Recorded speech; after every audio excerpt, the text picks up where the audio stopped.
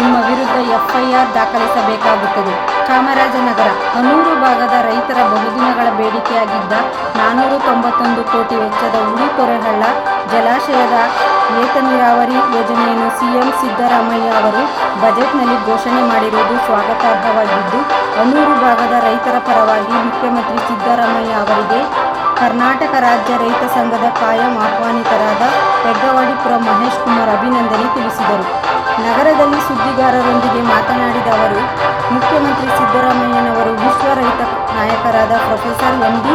ನಂಜುಂಡಸ್ವಾಮಿ ಅವರ ಗರಡಿಯಲ್ಲಿ ಬೆಳೆದಿದ್ದ ಹಿನ್ನೆಲೆಯಲ್ಲಿ ಹನೂರು ಭಾಗದ ನೀರಾವರಿ ಯೋಜನೆಗೆ ಬಜೆಟ್ನಲ್ಲಿ 491 ಕೋಟಿ ಘೋಷಣೆ ಮಾಡಿದ್ದಾರೆ. ಇದಕ್ಕಾಗಿ ಹನೂರು ಅಜ್ಜಿಪುರದಿಂದ ವಿಧಾನಸೌಧದವರೆಗೂ ಪಾದಯಾತ್ರೆ ಹಮ್ಮಿಕೊಳ್ಳಲಾಗಿತ್ತು.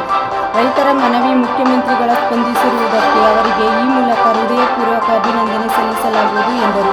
ಮುಖ್ಯಮಂತ್ರಿ ಸಿದ್ದರಾಮಯ್ಯನವರು 5 ವರ್ಷವೂ ಮುಂದುವರಿಯುವ ಮೂಲಕ ರಾಜ್ಯದಲ್ಲಿ ಅಭಿವೃದ್ಧಿ ಕೆಲಸ ಮಾಡಬೇಕು. ರಾಜ್ಯದ ಜನತೆ ಅಧಿಕಾರ ಕೊಟ್ಟಿದ್ದಾರೆ. ಯಾವುದೇ ಕಾರಣಕ್ಕೂ ರಾಜೀನಾಮೆ ನೀಡಬಾರದು. ಒಂದು ವೇಳೆ ಜನಾದೇಶ ಉಲ್ಲಂಘಿಸಿದರೆ ನಿಮ್ಮ ವಿರುದ್ಧ ಎಫ್ಐಆರ್ ದಾಖಲಿಸಬೇಕಾಗುತ್ತದೆ ಎಂದು ಹೆಗ್ಗವಾಡಿಪುರ ಮಹೇಶ್ ಎಚ್ಚರಿಸಿದರು. ಎಫ್ಐಆರ್ ಬುಕ್ ಮಾಡಬೇಕಾಗತ್ತೆ. ಜನಾದೇಶಕ್ಕೆ ಉಲ್ಲಂಘನೆ ಮಾಡಿದ್ರೆ, ಯಾಕಂತಂದರೆ ಇದು ಸ್ವಾಗತಕರವಾದ ದಿವಸ. ಅವರೇನಾದ್ರು ರಾಜೀನಾಮೆ ಕೊಟ್ಟರೆ ಎಫ್ಐಆರ್ ಬುಕ್ ಮಾಡ್ತೀನಿ.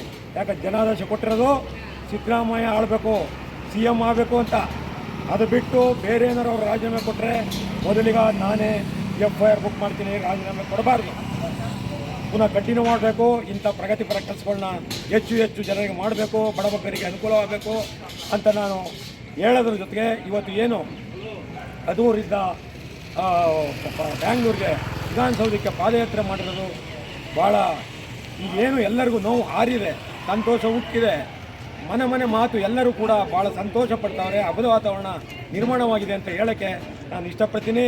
ಅದಕ್ಕೋಸ್ಕರ ಸಿದ್ದರಾಮಯ್ಯ ಅವರು ಮುಂದುವರಿಬೇಕು ಇದೇ ಕೆಲಸದಲ್ಲಿ, ಇನ್ನೂ ಹೆಚ್ಚು ಬಡವರ ಪರ ಧ್ವನಿ ಎತ್ತಬೇಕು ಅಂತ ಹೇಳ್ತಾ, ಕಬಿನಿ 2ನೇ ಹಂತ ಮುಂದಕ್ಕಾರು ಜಾರಿ ಮಾಡಲಿ ಮತ್ತು ವೈಜ್ಞಾನಿಕ ಬೆಲೆಗೆ ಅನುಕೂಲ ಮಾಡಲಿ ಅಂತ ಹೇಳ್ತಾ, ನನ್ನ ಮಹೇಶ್ ಕುಮಾರ್ ಹೆಗ್ಗವಾಡಿಪುರ ಕರ್ನಾಟಕ ರಾಜ್ಯ ರೈತ ಸಂಘ ಹಾಗೂ ಪಾರಂಪರಿಕ ವೈದ್ಯರು, ವಿಶ್ವ ರೈತ ಸಂಘಟನಾ ಸದಸ್ಯ